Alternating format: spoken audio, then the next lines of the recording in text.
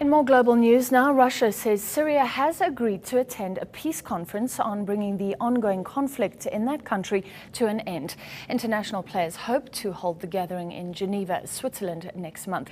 Well, Executive Director of the Afro-Middle East Center, Na-eem Jeenah, joins me in studio. Great to have you with us, Na-eem. Russia says in principle Syria will attend. Is this a great step forward that Syria will actually be there when they discuss the country?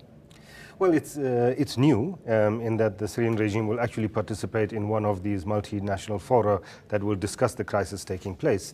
However, the fact that this meeting is being put together by Russia and the US together, it was pretty certain that once things were on track, that the Syrians would attend.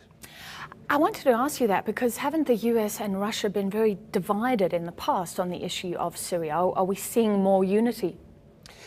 You know, with international politics, what you see is rarely what you actually get.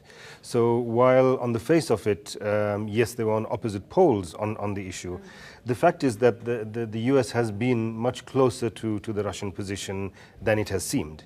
From the beginning, the US wasn't actually very keen that Assad should have to leave power, for example, in any transitionary phase. So things are not things were not as far apart as they seemed, but the talks. Supplying arms to different groups. Well, the Russians, of course, were supplying arms to the regime and continue to do so.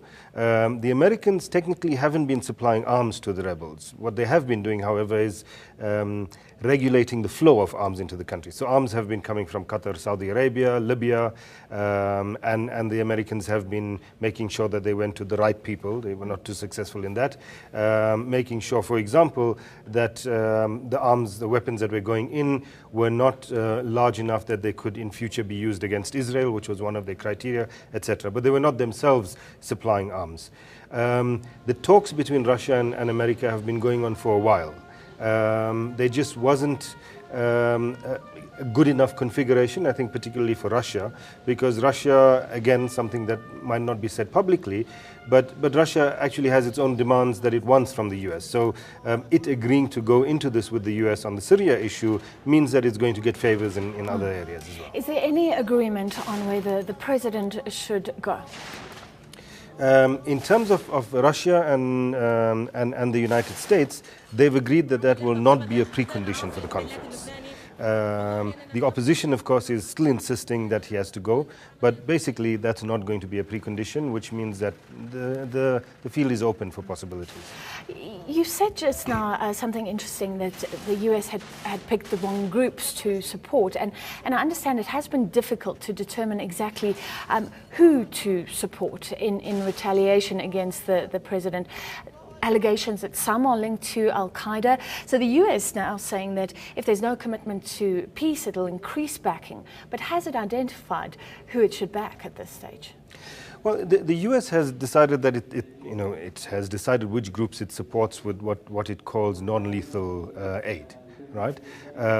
So groups like Jabhat al-Nusra, which is linked to Al-Qaeda, of course, will not receive that kind of aid from the US. But the weapons that are flowing into Syria are flowing in from various different countries, not from the US, but as I said, Qatar, Saudi Arabia, Libya, through Lebanon, through Jordan, through Turkey, etc.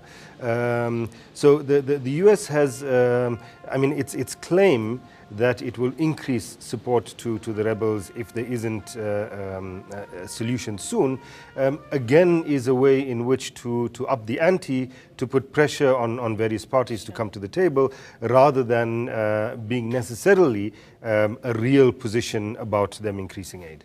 All right, that Geneva conference coming up, how do you see this all panning out?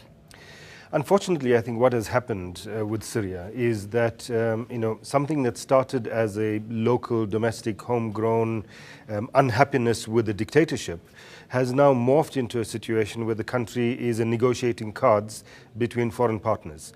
So you have on the one side Russia and Iran both of which will be attending the conference. On the other side, the US and Saudi Arabia, as well as Turkey, all of which will be attending the conference. And Syria is there for them to decide whether each of those sides gets what they want before they decide to put pressure on their kind of proxies, if you like, on the ground to make things happen. So unfortunately, this is what has happened.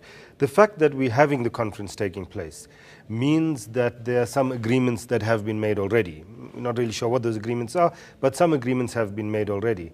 If I were to speculate, I'd say that the conference will likely come out with a solution that will see some kind of a transitional authority being put into place, with Assad remaining as president at least until next year's election, and then he will gracefully not stand.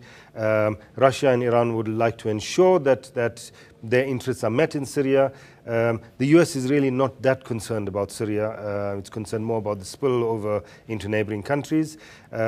Turkey will want to ensure that its security is guaranteed. And once those things happen, they'll put pressure on the local actors to make things happen. All right, well, let's hope this doesn't drag on for much longer. Thank you, Na-eem. News that moves. eNCA.com.